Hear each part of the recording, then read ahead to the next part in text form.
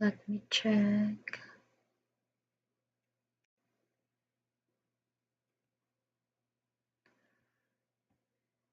I think I'm online.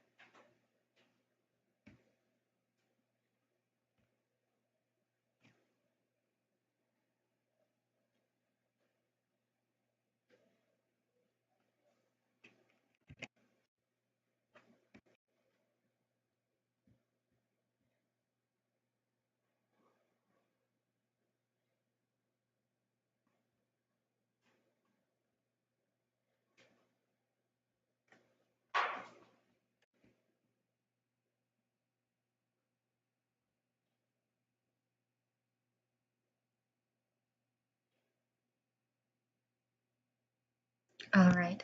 Hi there, everyone. Good evening. My name is Nicole. Welcome to our pronunciation class part one.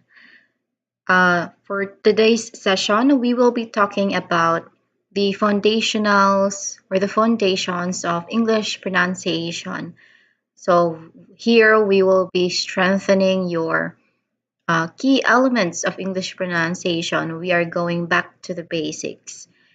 Here we will include tricky sounds, minimal pairs, sentence stress, and intonation. We will cover those three lessons. Whether whether you are looking to speak more clearly or to sound more natural, we will work on practical techniques that will help you improve.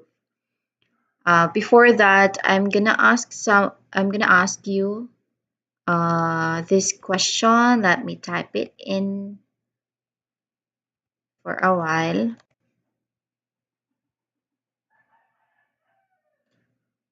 Let me type it in. Oh no.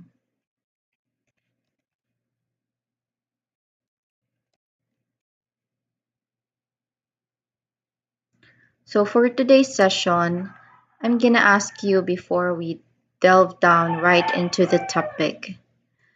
Is there any sounds or words that you find the hardest to pronounce, like English sound or words? Do you have something like that in mind? You can share it on the chatbot. Okay, any sounds or words that you find hard to pronounce in English? All right, that is the question. Now, I'm just gonna check. Yes, I'm seeing my screen. Now we are going right into pronunciation part one, which is more again on foundations or basics. Let's start right away with lesson one, which is on mastering common English sounds. Let's begin here by tackling some of the most commonly mispronounced sounds in English, which includes the TH sounds, the R and L sounds, and the difference between short and long vowels, because these are crucial to improving the clarity in your speech. Let's start with the TH sound. Let me see. My screen, yeah. Let's start with the TH sound. Now, this sound, there are two versions of TH sound. We have first, voiceless TH sound, meaning there is no vibration in your vocal cords when you make the sound. So, one way to check if a sound is voiced or voiceless, if we say voiceless, there's no vibration. If we say voiced, there is vibration. And one way to check that is if you touch your neck. Follow after me. You touch your neck, just a little bit part of your neck, and then say or pronounce the sound. We're talking about the TH sound, which is a voiceless. It should not vibrate when we say it or when we pronounce it. Let's say it. Follow after me.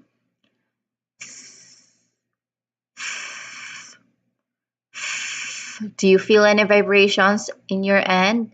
Because I do not feel any vibrations when I pronounced, which is which only means that this is voiceless. This is indeed voiceless.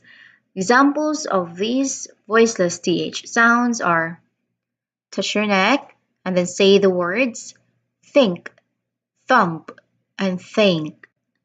No vibrations at all.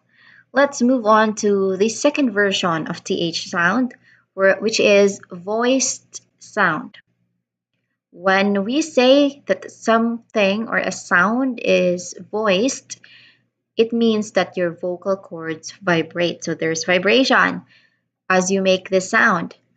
Touch your neck and then pronounce the voice th sound. V, v, v. Yeah, there is vibration. It's very noticeable because it really vibrates. And you can see this in words like this, that, and those. So those are noticeable in those particular words. The vibration is there. Now, we elaborate how we pronounce these th sounds.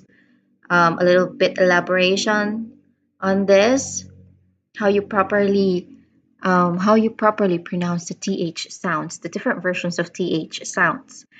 First, there is similarity between the two. Um, you put you put your tongue, the tip of your tongue in between your teeth, just like in the picture.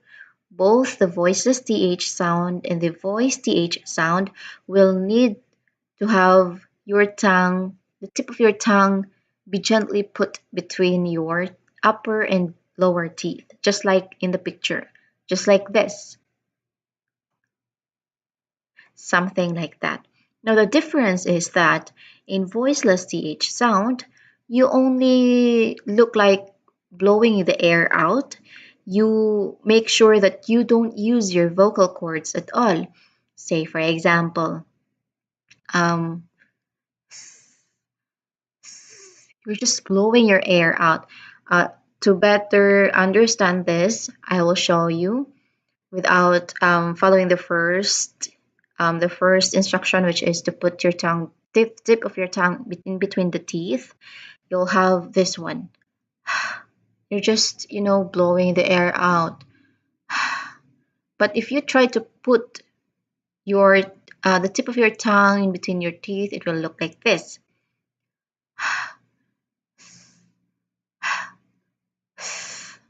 Tip, right? It looks like that. So you just blow your air out when you pronounce the voiceless th sound. Moving on to the voice th sound, which vibrates. Here we add vocal cord vibration, and then we make it sound buzzing, something like that. So it will look like this, or it will sound like this. If we try what we did in the voiceless th sound, like for voiced sound, it will look like this. We will use our vocal cords. Uh, uh, uh, something like that. Are we all clear with this, with the difference between the two versions of th sounds? Yes. Again, voiceless, any kind of sound, not just the TH sound, but voiceless sounds does not vibrate, then voiced sound vibrates. One way to check it is just to touch your neck and then make the sound. If it vibrates, then that's voiced. If it's not, then that's voiceless. Moving on to, we have here a practice drill just to check if if we know the difference between the two different versions of TH sound.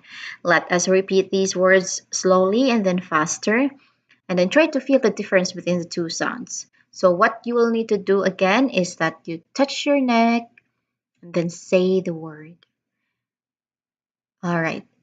In two, one, think, this, think, that, thought, though, thing, this, thinks, those. As you've noticed, the first sounds like think, thought, thing, and things does not vibrate at all because it uses a voiceless th sound. While the others, this, that, though, this, those, it totally vibrates because it's a voiced th sound. All right, moving on with the and l sounds. Again, the sounds. You do not pronounce it as R and L, okay?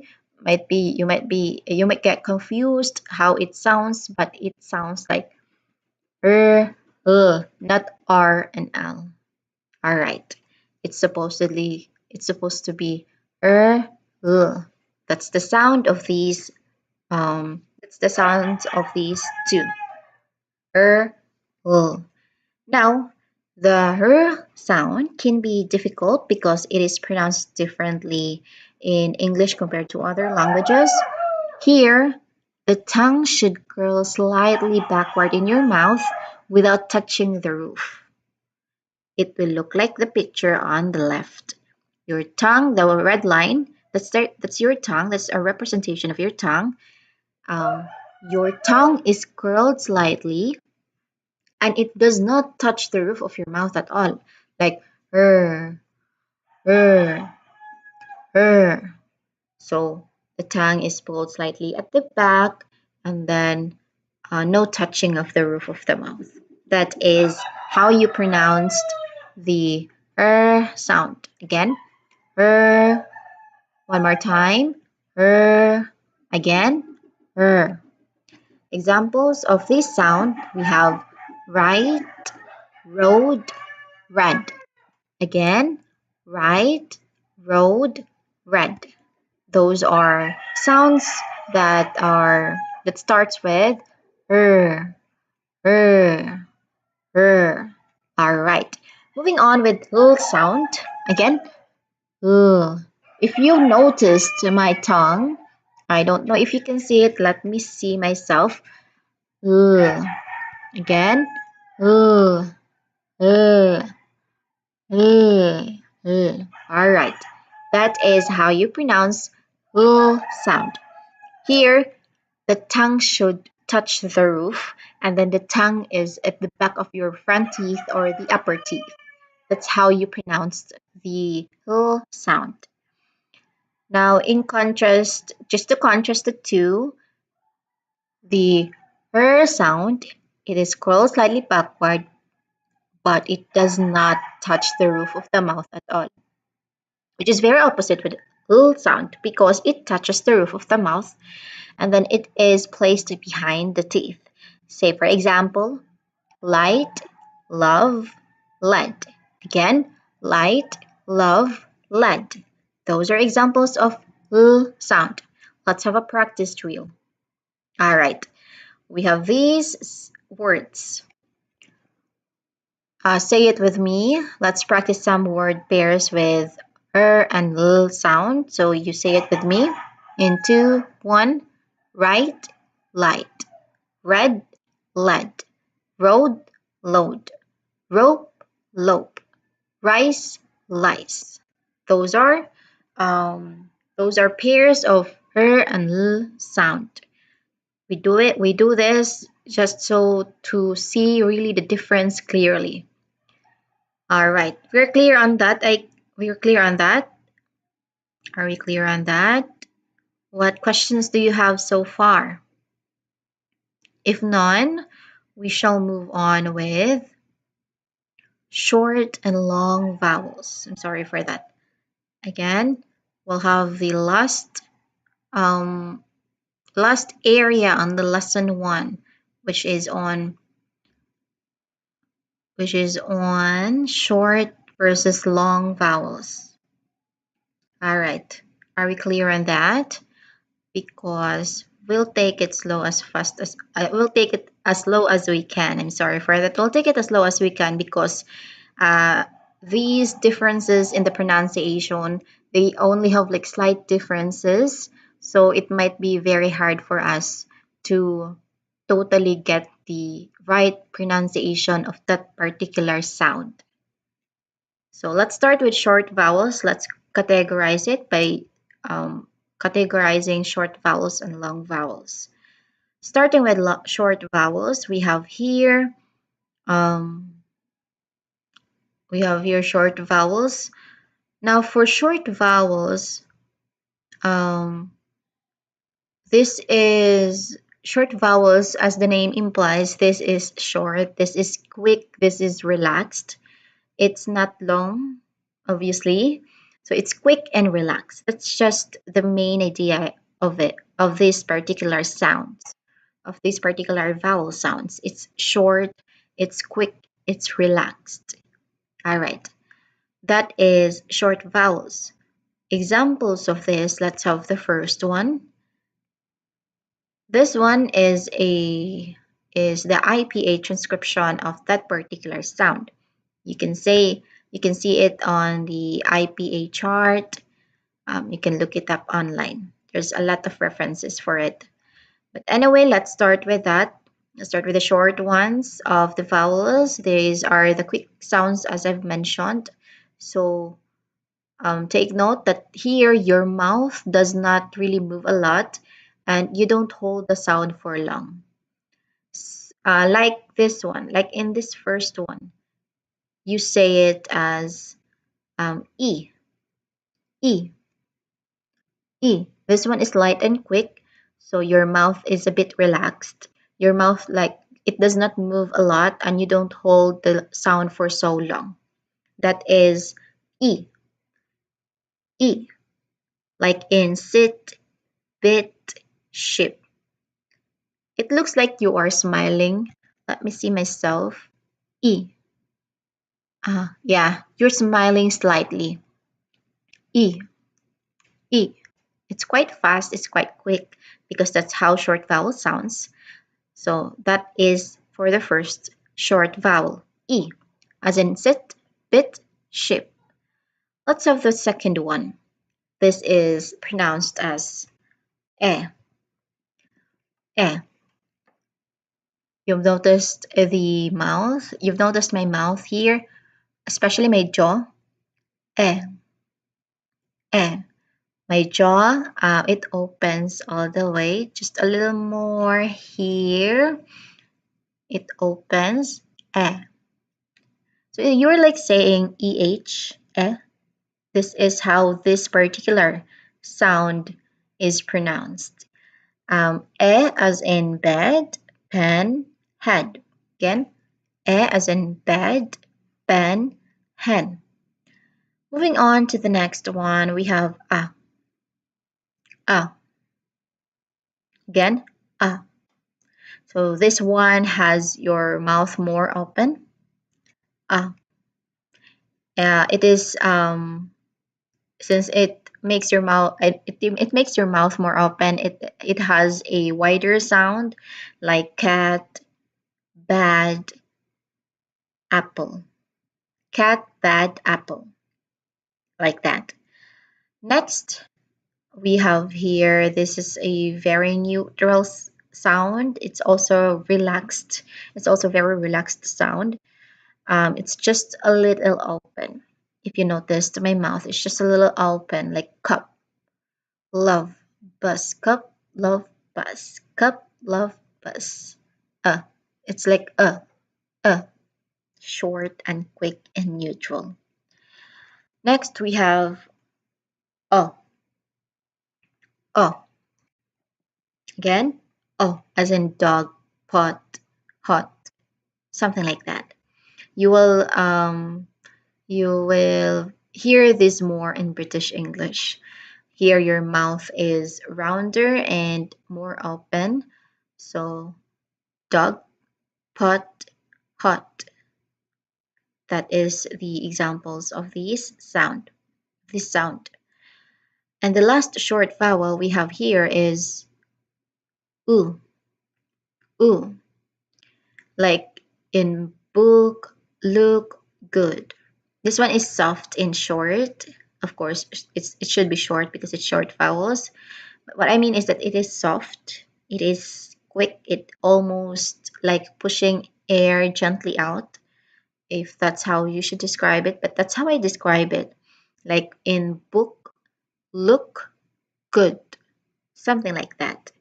Those are short vowels. We have e, e, e,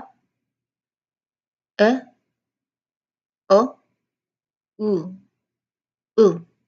book, oo, something like that. Let's move on to the long vowels.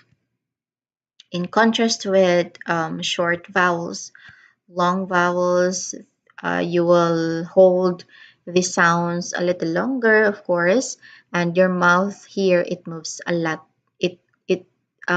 It creates or it forms more shape than short vowels, and with that, it will make the sound more clear also. Say, for example, we have here E, like in seat, beat, sheep. So it's a smiling sound, but stretched out more. Earlier, the first short vowel, I've mentioned that it's a slightly smile sound. Here, it's a stretched smile sound, like E, E. It's really stretched out, like seat, beat, and sheep. Next, we have A, A. This is a diphthong.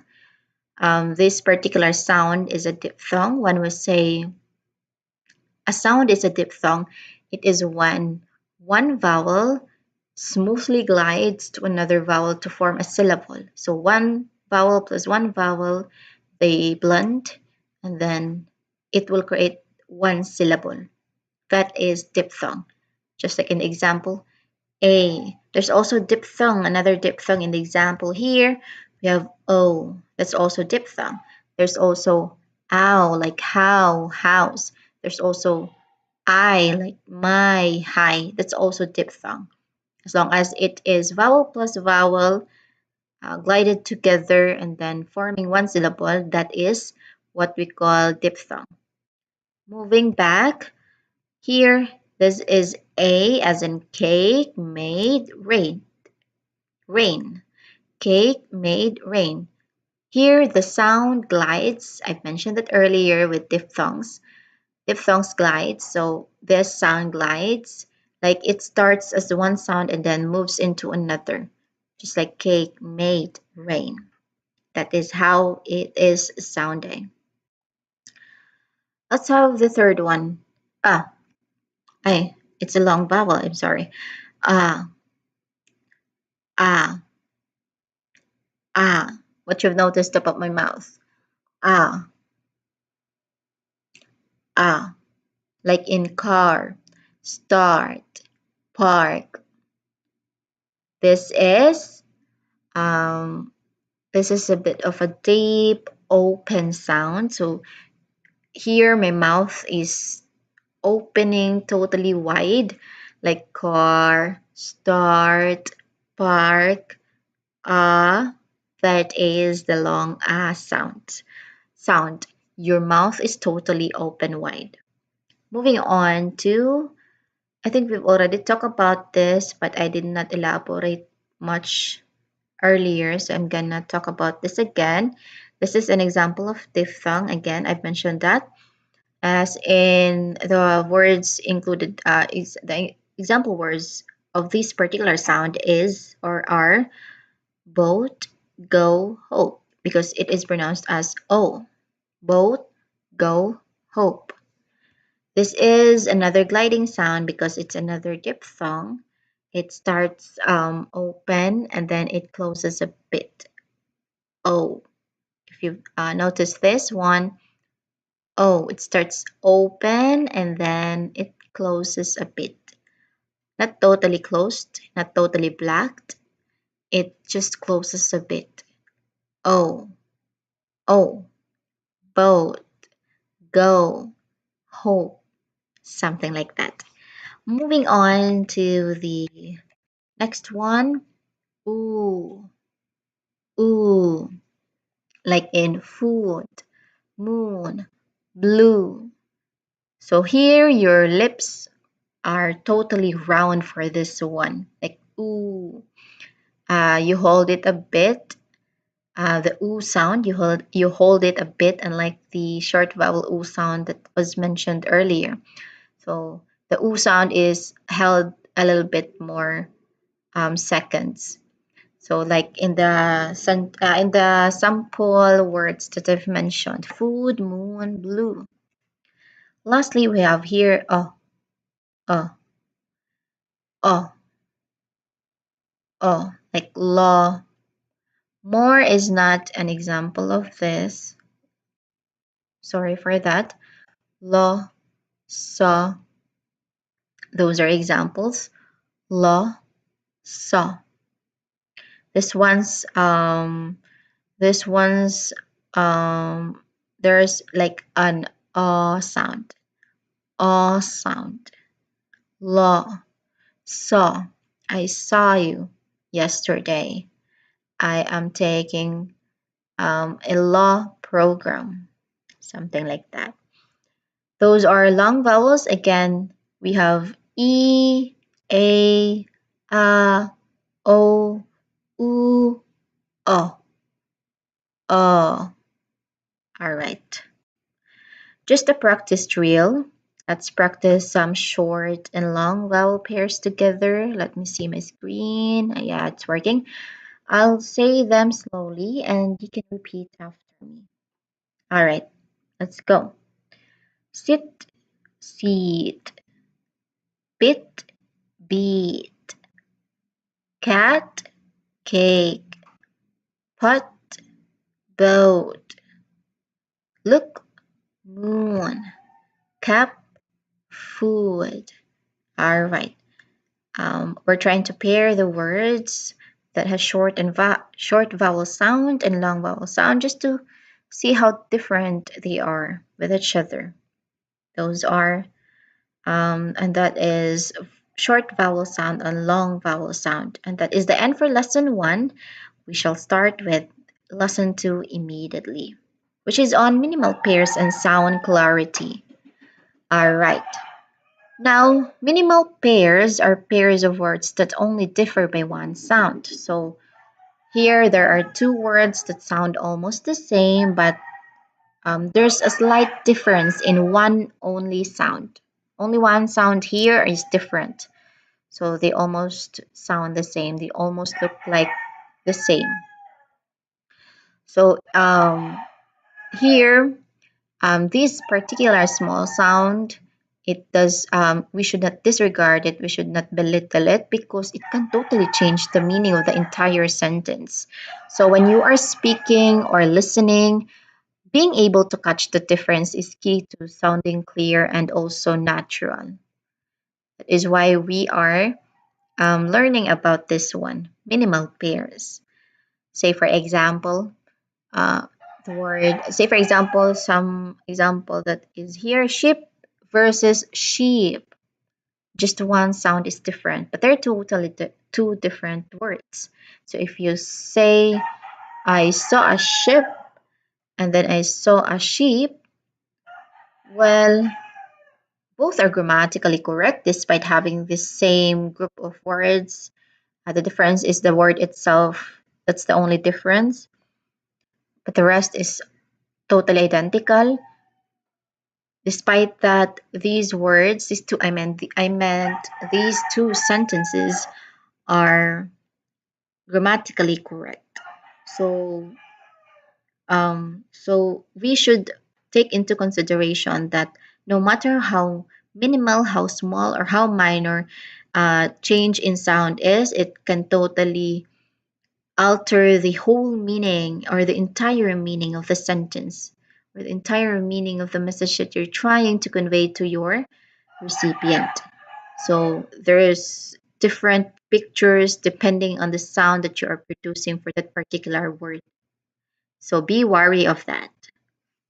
Some examples of another examples, another set of examples for minimal pairs we have here: bit versus beat, right versus light, sit seat, ship sheep, cut caught, pat bat, fan van, bag bag, cup cup, pan pan.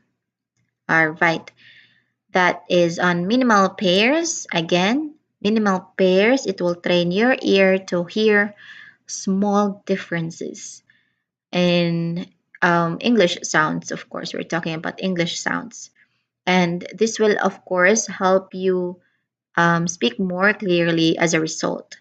So this is especially useful with sounds that are very tricky or similar, just like one that we mentioned. It's like just like the ones that we've already tackled on lesson one. The first few topics. All right, that's minimal pairs. Let's have a practice drill. Um, let's do a quick listening activity. You listen to me. I'll say these words. You can repeat after me actually, but I'll start with it.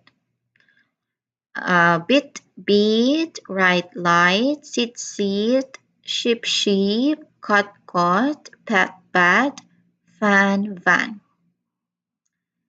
All right.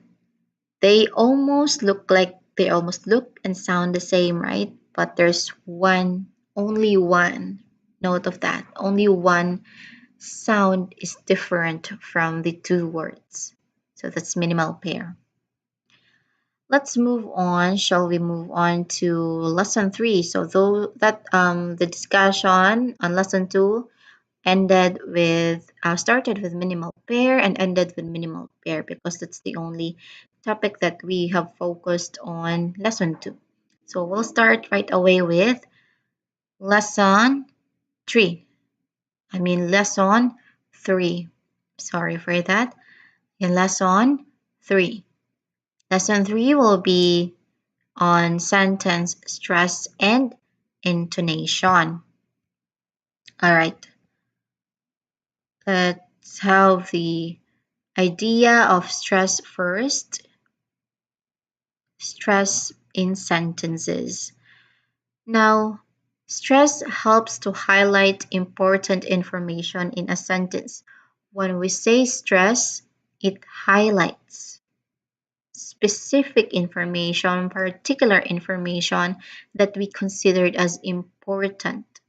We highlight that particular word, for instance, we stressed it to um, to make it visible, to make it the core idea of the particular sentence because it will entirely mean different thing. So that is how good English is in a way that it has a natural rhythm, like a kind of music. And just like in music, some beats are stronger than the others, depending on what we want to convey as a as an English speaker, right? So in a sentence, we don't really stress word equally. We usually stress words here, what we call content words. So there are two types of words or morphemes. We have first content words. These are words that have a sense in and of itself. So these words carry the real meaning. These include noun, verbs, main verbs, adjectives and adverbs. So those are what we consider as content words, the ones that carry the real meaning. There's also the opposite of this one, the second type of word, which we call as function words. Now, function words, we often say this word slightly. Um, we usually don't stress these function words in a sentence. These include small words, if you consider it small words, because this includes article, and we know articles include a, an, like an, and tha or the, a and the. That's articles. Those are articles, examples of articles. There's also preposition in, on, at, by, from, something like that. Those are prepositions, a sample of function words. There's also auxiliary verbs. That is why I specify it earlier when I talked about content words that it only include main verbs because not all verbs are content words. Auxiliary verbs, for example, is a function words. This include is, are, was, where, shall, should, and many, many more. So these words, this type of word, function word, does not carry real meaning. It does not have a sense in and of itself. So those are function words. They rely on the content words. All right. Again, what type of word do we stress in a sentence? It is content words. All right. Content words include noun, main verbs, adjectives, and adverbs. Okay. Um, let's look at one powerful example here. Let me see my screen. We have here a sample sentence. I didn't say he stole the money. Very simple sentence. Now I'll stress a different word, content word each time, and listen to how the meaning will change or shift. That's why we call it as stress shifting the meaning. All right, starting with the first one. I didn't say he stole the money. I am stressing on the word stole. Now, when I stressed the word stole, I am emphasizing here the action of stealing. The meaning here is that I didn't say he committed the act of stealing, but I may have said something else related to him or his involvement. So I am saying he didn't steal it. I am implying he didn't steal it. That is what this particular sentence with stole as a stressed word means. Next, we have I didn't say he stole the money. I am stressing on the word money. Now, when I stressed money, I shift the focus to the object that was stolen. Here, I suggested that he didn't stole the money. He didn't stole the money, but perhaps he's but perhaps I meant that he stole something else, like an object, an idea, something like that. Third, I didn't say he stole the money. I emphasized on the first word, I. So when I stressed I am emphasizing that I am not the one who said it. It was someone else. All right. Fourth, I didn't say he stole the money. Again, I didn't say he stole the money. All right. When I said this, I highlighted or I stressed on the word he. Now, when I said this, I meant that, or when I stressed the word he, I am pointing out that someone else must have stolen the money, not the person, not the person the people are assuming this, the one that is mentioned as he here in the sentence. So I am implying another person might be responsible of the action of stealing. That is what I'm trying to say. So all in all, as you can see, one sentence can entirely can entirely mean different things depending on how you stressed a word or what word you will stress. So that's how significant it is for us to know stresses in sentences because it will help you to convey meaning from the same sentences for a lot of times, many, many times. These four, this is not the only way to mean something for that particular sentence. There's many more, but I included only four just to see, the difference, just to highlight how stress can really change the entire meaning of a sentence completely. So that is. So here um, the kind of stress that will really help you sound natural and clear when speaking is the kind of stress that you know. So it is very important that we are knowledgeable about these things so that we can use or utilize it effectively when we communicate with other people. That's why learning about this it totally matters because you're not the only one speaking. You are not always the speaker. You're also a listener. It's very important that your role as a listener is also your role as a listener will be justified in a way that you can understand what your speaker is trying to imply to you or what that kind of message the speaker is trying to convey to you. That's your responsibility as a listener. So one of the things that you can do that is to identify the stresses in the sentences that the speaker is saying to you. You can do that. You can use this topic on stress to do that. It does not only benefit you as a speaker, but it can also benefit you as a listener. This is how important stress is, and at the same time, all other terms that we've already tackled about, and then the last topic that we will be talking about, which is on intonation. But before that, of course, we'll have a practice drill. Let's practice let's practice what we have learned so far for the stress. I have here five sentences. Let me read it one by one. She loves to play soccer. I'm going to the store later. It's going to rain tomorrow. I can't believe it's already March or it's already April. You should call your mom. All right, those are the sentences. Um, you can try saying them aloud with stress on the content words, but let's talk or let's discuss a little bit of the first three sentences. Um, there is a lot of ways to put stresses on the first one. We have loves play soccer, but we'll focus on soccer.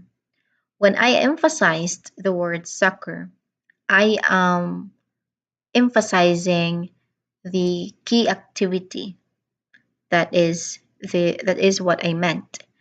Second, I'm going to the store later. I'm stressing on the word later.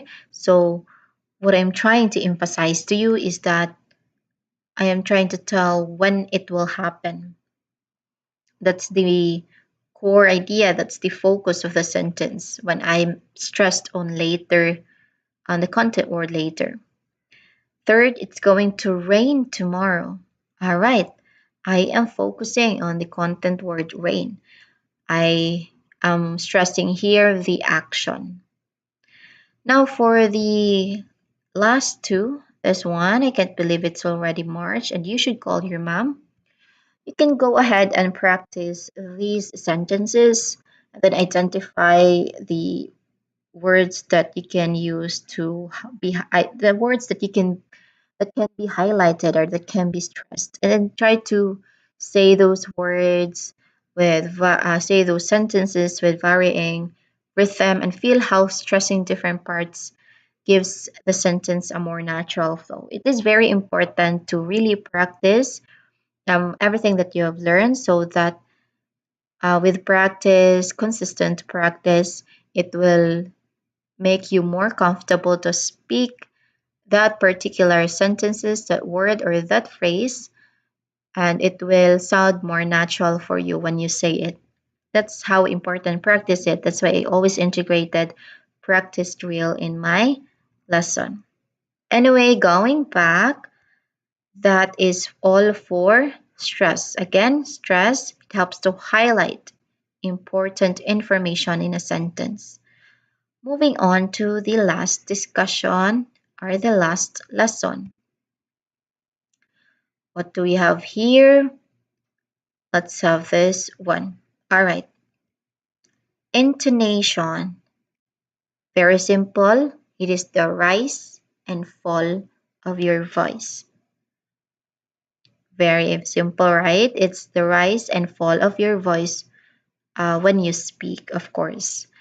It might not seem like a big deal like the previous ones also, especially the minimal pairs, is it might not seem like a big deal, but intonation actually changes so something sounds and what it means, which is why it's very important that we discuss it. I've included it on my discussion because intonation is like the basics of pronunciation. So we should be knowledgeable about that. Here, with intonation and meaning, even if the words stay the same, the pitch of your voice, it can turn a statement to a question. That's the purpose of intonation. It will make you sound confident, perhaps, or unsure, or surprised, or even sarcastic. That's how powerful intonation is. It can mean a lot of things from a simple rise and fall of your voice when you speak. Very powerful. All right. The basic idea here is that when your voice rises at the end, take note that the rise and fall of your voice will happen at the end of your sentence. So, going back, when your voice rises at the end, it is usually a question. Specifically, it is usually a yes or no question. Now, when your voice falls at the end, it usually sounds like a statement, like you are sure about what you are saying. Again, rise is more on questioning, like yes or no question. Fall is more on statements. You are confident about what you are saying.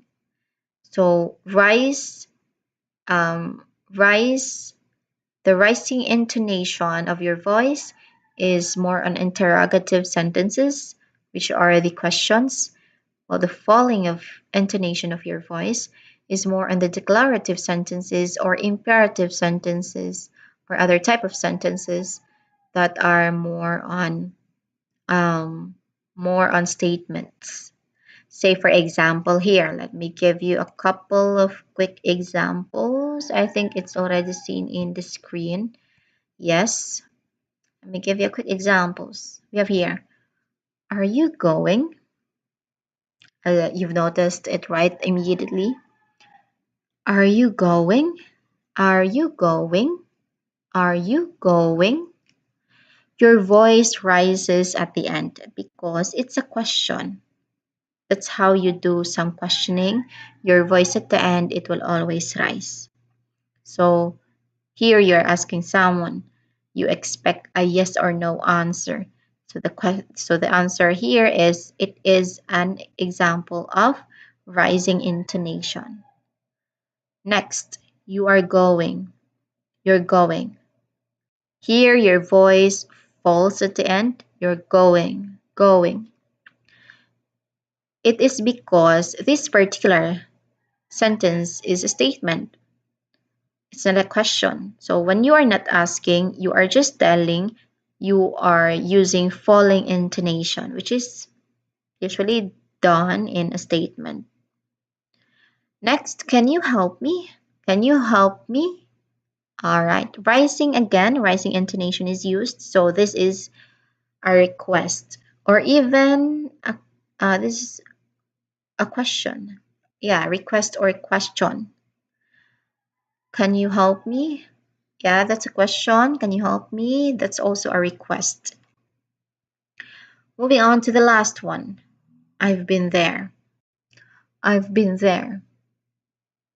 It's very easy. It's falling intonations. I mean, it's already in there, but yeah, if you want to practice, you would identify if the particular sentence is using rising intonation or falling intonation. Since I've been there is a statement, it's a falling intonation. That is, those are examples of intonation. Now let's practice a few lines together. Of course, another practice drill. We cannot finish a topic without any practice drill. So here we will practice a few lines together. We will listen to the intonation and try to copy the rise and fall in my voice. I'll say each one and then you'll repeat it. Are we clear on that? I will say each sentence and then you will repeat it. Understood? All right. We have, are you coming? All right. This is a question. This is a yes or no question specifically. This uses rising intonation. So, which means that it is the rise of your voice. It is a rising intonation. How about the second one? I'm going to the party. I'm going to the party. All right. Are we having a rising intonation? None. This is a falling intonation. So you are not asking, I am not asking, I am just making a statement that you are not going to the party. Next, is it raining? It's a question. It's a yes or no question. Then it means it is a rising intonation. She's working today. It is just a statement. It is not a question. So this is a this uses a falling intonation. A statement only.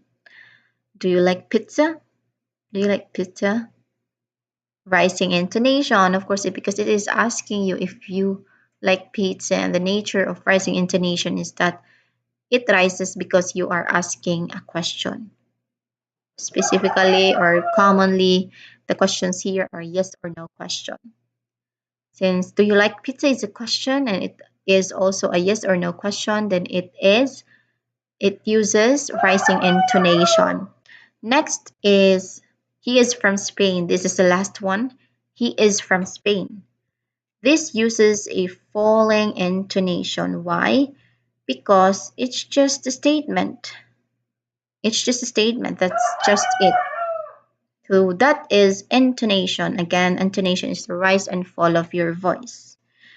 Now, if you are like unsure, just ask yourself, am I asking a question or am I making a statement? That will help you guide your intonation naturally.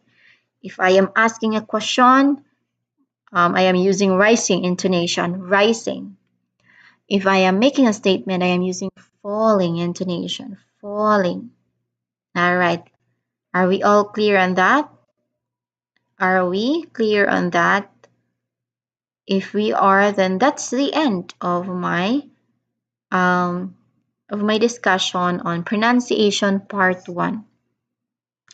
So, as a recap, just to wrap it up, I've talked about pronunciation part one, which means there's also a part two, and I don't know how many more.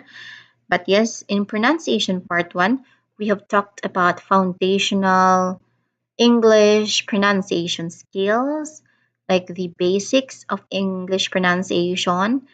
And in here, we have 3 lessons tackled. First lesson is on mastering common English sounds.